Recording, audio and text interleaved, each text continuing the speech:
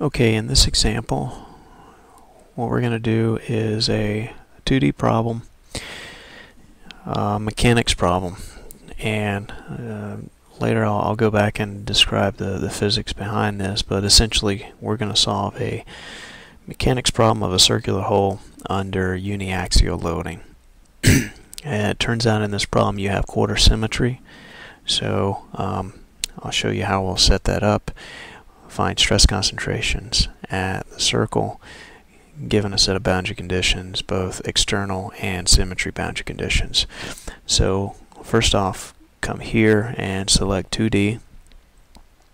If we move ahead by clicking the arrow, you may see recently used here, but if you don't, let's go down to structural mechanics and let's select solid. Move ahead, and we're going to look at static loading. So pick stationary, and then you're done. So click the finish button. Alright, so you should get something that looks like this. So here's the graphics where we'll draw the geometry. So I'm going to come up to here, and I'm going to make a square of, I did not want that. Let's see if we can modify this. Oh yes, we can. So what I wanted to do is make this a value of 1 on all boundaries. So I'm going to zoom out, and if you click and hold at this point, you should be able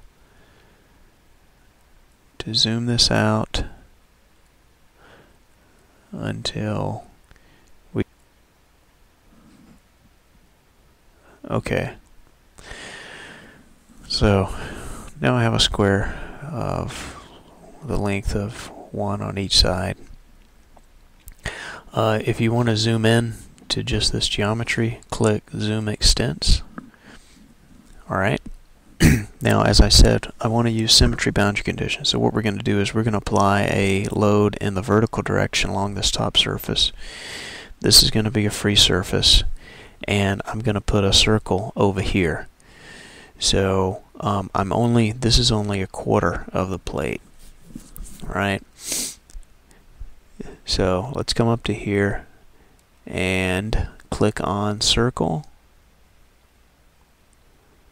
Let's zoom out a little bit. Let's put the origin of the circle at the corner, and you can make this some arbitrary size. Right? So now if we click Zoom Extent, zoom back in, I want to subtract this circle from the plate. So if you come up to here, I believe this is the difference. So let's see if this works. Yes. So if you click difference, you should now have a quarter circle here, right? So now this is the final geometry, so you can go and save this. So I'm going to do a save as. I already have one of these set up. I'm going to call this version 2. Okay. Alright, so now, so imagine this is 1/4. So we've cut this line and we've cut this line. So we're going to have to go back and apply boundary conditions there. But before doing that, we want to define material properties. So if you come over here to materials and right click, let's see if we just click material. So if I click left click here, see what options this gives. So this is our domain, and if we come all the way to the bottom, you have Young's modulus. Let's put in some values here. So let's assume that this is 10 gigapascals. we have a Poisson ratio 0.3. We can put in a value of density, but this is arbitrary. This is only necessary for dynamic problems. Okay, so that's done. Now let's come down to solid mechanics. So if I right click on this, when you right click, now you're given a set of options for boundary conditions and other things. So let's first go to fixed constraint. I want to put in symmetry boundary conditions. You notice there's options down here, but I prefer putting in my own definitions of symmetry. So if this, in this problem, we're going to stretch this from the top, come down here and I add, so that adds that boundary, and let's see, does it give me an option?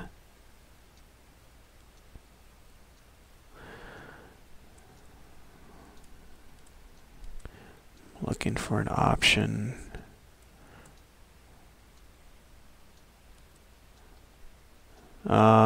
This is not the one we want. Sorry. So if you right click here, we can delete this boundary condition. Yes, I want to delete it. So now if we come back here and we right click, let's, instead of fix, so what fixed constraint does is it constrains both displacement in the horizontal and vertical direction. We don't want that. We want to do a prescribed displacement. Actually, it's going to be a roller. So one option could be to do roller, but instead I'm going to do prescribed displacement and go in and manually define values. So you go through the same thing. Left click here and then left click plus, which adds that boundary. And if you scroll down to the bottom, we're going to prescribe, actually we're going to allow this to move in the horizontal direction, but in the y direction it's fixed. Okay, so then you're done with that one. Alright, so now we come back, solid mechanics, right click, prescribe displacement again, click this boundary. It's going to be our boundary condition there. Okay. Alright, coming back here, we want to add a load on the top. So we need to find a way to add a load. Prescribed constraint, velocity, acceleration. Where's my load?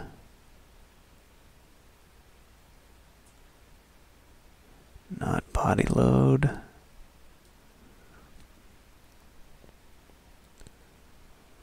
Okay, where have I seen this?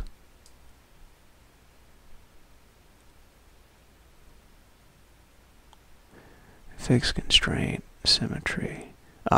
Boundary load. Here's what you want. So come here, select the top, click this to add that boundary, and now you have a couple options. You can load as a force per unit area or force per length. So here you just have to make sure you keep track of which one. So I'm going to do it force per area since that'll be in, and let's just say, well, let's say 6 megapascals, 1 megapascal. Alright, so now you're done with boundary conditions and material properties. So I'm going to come here and save it. And now let's come to the mesh. So let's see, if I right click and build all, this should generate an arbitrary mesh. It looks like this. As you notice, we have some level of concentration here. keeping in mind that you're going to get stress concentrations in your hole, so we may have to come back and add additional mesh or additional elements here. But for now, let's see how good the generic mesh is. Alright, so in summary, you've created geometry, you've put in material properties, you've put in boundary conditions, and now you've meshed this system, generate a solution, and now you see something like this. It defaults to a von Mises stress. It's showing you surface deformation. If we zoom out a little bit, you can see the whole thing. So you notice, as you would expect, if I'm stretching vertically on the top, you get deformation vertically, you get a Poisson contraction, and you have a stress concentration here. Right? So again, I'm going to solve this, and there's something I particularly want to look at, if we can remember how to do it. I may come back to this in a moment, but when you have a circular hole, you can get a theoretical solution for this, and it turns out the stress in the y direction at this point is exactly 3 times the stress applied on the surface.